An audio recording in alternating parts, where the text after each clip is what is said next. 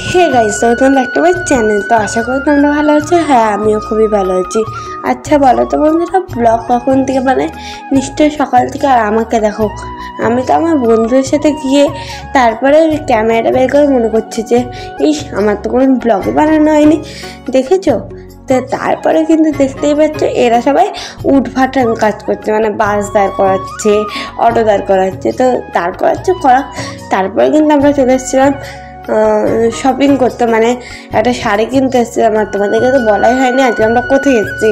আজকে এসেছিলাম আমার ম্যামের বার্থডে ছিল, তো বার্থডেতে তো শাড়ি কেনা কমপ্লিট। এবার কিন্তু চলে যাচ্ছিলাম ম্যামের বাড়ি। দেন আমরা যখন হাসখালি ব্রিজেও পড়ে যাই, তো আমার কিন্তু আবার কিছু ফ্রেন্ডদের সাথে দেখা হয়ে গেছিলো। তো এটা কিন্তু ছিল অঙ্কিতা, বনি, তোমরা দেখেছো হয়তো। আর এই ছিল আমার ম্যাম। আর তো ওরা সবাই বলছিল যে খুব সুন্দর লাগছে তোকে, চল একটা ফটো তুলি। তো সেই ফটোগুলো কিন্তু আমি ইনস্টাগ্রামে আপলোড করে দিয়েছি, তোমরা চাইলে দেখে আসতে পারো। আর একদম ইউনিক স্টাইলে ম্যাম আজকে কেক কাটলো, ফার্স্ট টাইম এরকম একটা কেক কাটা আমি দেখলাম। পুরো স্কেল দিয়ে, পুরো ম্যাম তো ম্যামই স্কেল দিয়ে কেক কাটলো। আমরা তো দেখে ভাই পুরো অবাক, কি বলবো বন্ধুরা। তারপর কিন্তু বসে পড়েছিলাম আমরা খেতে।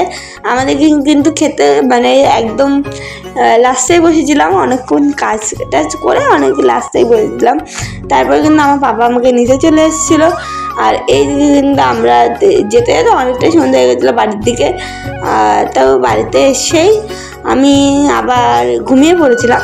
তারপর কিন্তু আজকে সকালবেলা ব্লগটা অন করলাম।